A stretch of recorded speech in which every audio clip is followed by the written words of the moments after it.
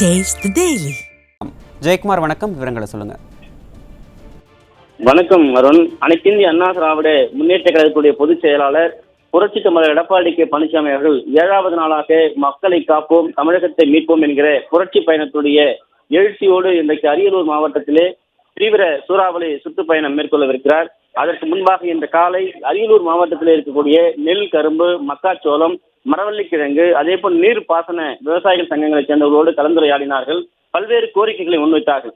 அடுத்ததாக இங்க இருக்கக்கூடிய அரசு வழக்கறிஞர்கள், முன்னாள் அரசு வழக்கறிஞர்கள், அரியலூர் மாவட்டத்தில் இருக்கக்கூடிய வழக்கறிஞர் சங்கத்தினுடைய மாவட்ட செயலாளராக இருக்கக்கூடிய வெங்கடாஜலபதி தலைமையில் 25க்கும் மேற்பட்ட அந்த அரியலூர் மாவட்டத்தில் இருக்கக்கூடிய ஒருங்கிணைந்த நீதிமன்ற வளாகம் கட்டுவதற்காக 10.5 ஏக்கர் பரப்பளவு கொண்ட நிலத்தை 7.80 லட்சம் கோடி மதிப்பீட்டில் வாங்கி கொடுத்ததற்காகவும், ஜெயங்கொண்டத்தில் புதிதாக நீதிமன்ற வளாகம் கட்டி கொடுத்ததாகவும் 25க்கும் மேற்பட்ட வழக்கறிஞர்கள் அதிமுக பொதுச் செயலாளர் புரட்சி தமிழர் எடப்பாடி கே பழனிசாமியை சந்தித்து நன்றி தெரிவித்திருக்கிறார்கள். அந்த காட்சியை தான் நாம் பார்த்துக் கொண்டிருக்கிறோம். இந்த அரியலூர் மாவட்டத்தை பொறுத்தளவுக்கு இந்த விவசாயிகள் சங்கங்களை சேர்ந்தவர்கள் ஏற்கனவே பல்வேறு கோரிக்கைகளை அளிக்கப்பட்டது போல தற்பொழுது இங்கு இருக்கக்கூடிய இந்த வழக்கறிஞர்களும் அனைத்து இந்திய அண்ணா திராவிட முன்னேற்ற கழக ஆட்சியிலே எப்படியெல்லாம் தங்களுடைய வாழ்வாதாரத்திற்கு வழக்கறிஞர்களுக்கு ஒரு இடத்தை வாங்கி கொடுத்து அதற்கான கட்டுமானத்தை ஏற்படுத்தி கொடுத்து மிகப்பெரிய ஒரு அரசாக அதிமுக அரசு இருந்திருக்கிறது. அதற்கு வாழ்த்து தெரிவித்திருக்கிறார்கள்.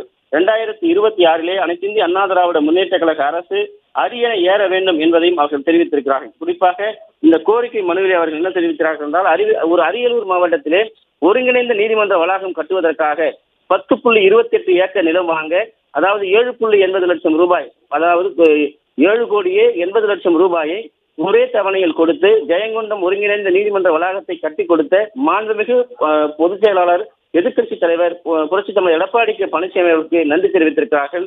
குறிப்பாக இந்த நிலம் எடுப்பு கட்டி கொடுத்ததற்கு அப்போதைய முன்னாள் சட்டத்துறை அமைச்சராக இருந்த CV சண்முகம் அவர்களுக்கும், உறுதுணையாக இருந்த இந்த அரியலூர் மாவட்டத்தினுடைய மாவட்ட கழக செயலாளர், முன்னாள் அமைச்சர், அரசு கொறடா தாமரை S. ராஜேந்திரன் அவர்களுக்கும் நன்றி தெரிவித்திருக்கிறார்கள்.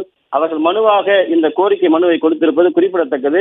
அனைத்து இந்திய அண்ணா திராவிட முன்னேற்ற கழகத்துடைய பொதுச் செயலாளர் புரட்சி தமிழர் எடப்பாடி கே பழனிசாமி அவர்கள் 2026 ஒருங்கிணைந்த நீதிமன்ற வளாகம் கட்டி கொடுக்குமாறு ஒரு கோரிக்கையும் அவர்கள் வைத்திருக்கிறார்கள். அதற்காக நேரடியாக வந்து இன்றைக்கு அந்த கோரிக்கை மனுவை அளித்து அந்த விவசாய சங்கங்களை சேர்ந்த பிரதிநிதிகள் சந்தித்து அந்த வாழ்த்து தெரிவித்ததோடு இந்த கோரிக்கை அளித்திருப்பது குறிப்பிடத்தக்கது. விவரங்களை வழங்கியமைக்கு நன்றி ஜெயக்குமார்.